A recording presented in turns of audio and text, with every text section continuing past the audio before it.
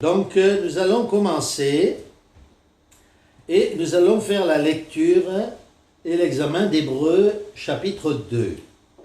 Le livre des Hébreux au chapitre 1er commence de la manière suivante. Il nous montre que le Christ est le grand prêtre de Dieu, qu'il est le reflet exact de sa gloire et que c'est lui que Dieu a choisi pour le représenter, et parce qu'il est son Fils bien-aimé, et qu'il est bien entendu l'image de Dieu. Ce premier chapitre du livre des Hébreux nous montre à quel point Jésus est grand, et qui n'a rien à voir avec le grand prêtre d'Israël, par exemple, qui offrait des sacrifices, mais le Christ, lui, a offert sa propre vie en sacrifice. De la même manière, le premier chapitre du livre des Hébreux nous dit que Moïse était fidèle à Dieu. Oui, mais il était fidèle comme quelqu'un qui est serviteur de la maison de Dieu. Tandis que lui, le Christ, il n'est pas serviteur de la maison de Dieu. C'est que pour Moïse, ce n'était que la loi de Moïse. Maintenant, on est à un autre niveau, bien plus loin, bien plus haut. Il s'agit du Fils de Dieu lui-même.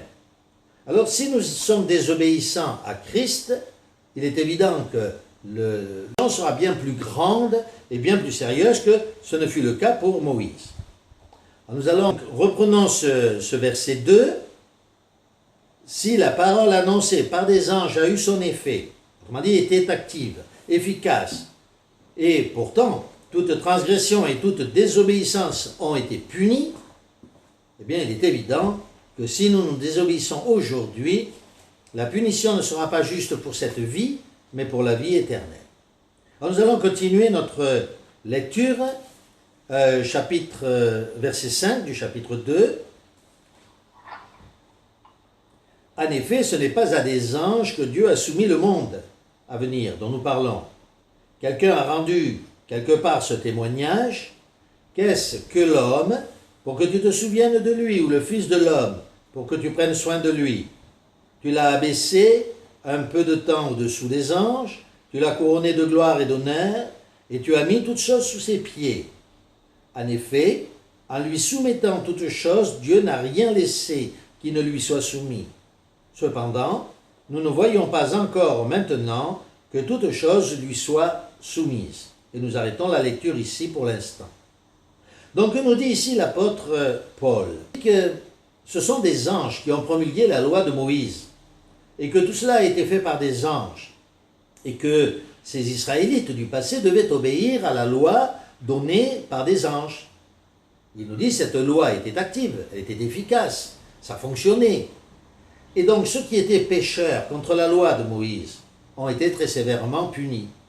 On se rappelle de Dathan et Abiram, on se souvient des Israélites qui ne sont pas entrés en terre promise parce qu'ils ont péri dans le désert. En fait, tous ceux qui ont péché ont reçu une rétribution, ils sont tous morts d'une manière ou d'une autre. Oui, mais si cette loi, qui avait été donnée par des anges, a eu son effet, comme nous le dit le livre que nous venons de lire, à plus forte raison la loi de Dieu, donnée par le Christ lui-même. Si donc nous désobéissons à la loi de Christ, telle qu'elle est consignée dans le Nouveau Testament, alors là, c'est vraiment la catastrophe pour nous. Et c'est pourquoi il nous dit, c'est vrai qu'on a été abaissé au-dessous des anges pendant un temps. C'est ce que nous venons de lire. Dans le livre de la Genèse, il était dit que l'homme devait soumettre la création, soumettre les animaux. Oui, mais comme nous le dit le livre que nous venons de lire, Hébreux au chapitre 8, au chapitre 2, verset 8, on est loin de voir que ce soit le cas, n'est-ce pas? Pour l'instant, on est rabaissé. Pour l'instant, il ne se passe rien. Nous verrons ce que Dieu va faire par la suite. En tout cas, ce que nous dit le livre, c'est que ceux qui n'ont pas écouté la voix des anges ont péri, et que, en conséquence, si nous n'écoutons pas la loi du Christ, nous aussi, nous allons périr. Eux ont péri pour une vie éphémère, nous allons périr pour une vie éternelle. Et je vais vous dire un secret. On dit que certains mouvements religieux ont éteint l'âme. L'âme, qui est notre être intérieur, a été supprimée par eux pour devenir ce que nous sommes, un être, une personne entière. On dit que ces mouvements religieux ont éteint le feu de l'enfer. Eh bien, par notre étude de la parole de Dieu, nous sommes obligés de dire que l'âme est bien l'être intérieur, qu'après la mort, cette âme subsiste et qu'elle subsistera. Et nous sommes obligés de dire que la parole de Dieu, la Sainte Bible, elle garde le feu de l'enfer allumé. Oui, il y a bel et bien un enfer. Oui, après la mort, il y a bien des gens qui continueront de vivre en leur âme et qui, pour une période de temps indéterminée, nous ne savons pas, nous n'avons pas de réponse à cette question, mais pour un temps déterminé qui sera pour eux aussi long que l'éternité de toute manière, eh bien, ils seront loin de la face de Dieu. Ils seront, alors peut-être pas des flammes au sens où l'entendent certains mouvements catholiques, n'est-ce pas, occidentaux, mais loin de la face de Dieu, dévorés par le sentiment que parce qu'ils ont désobéi à Dieu, parce qu'ils n'ont pas été fidèles, eh bien, ils ont perdu tous les privilèges du royaume. Oui, voilà ce que nous enseigne la parole de Dieu. Ne ratons pas l'espérance qui nous est donnée. Ne ratons pas le privilège inestimable qui nous est donné d'entrer dans son royaume. Cela nous fait réfléchir, n'est-ce pas? Et puis, je vous disais que je tenais en réserve un secret pour vous. Il y a ceux qui ne ressusciteront pas du tout, qui ne ressusciteront jamais.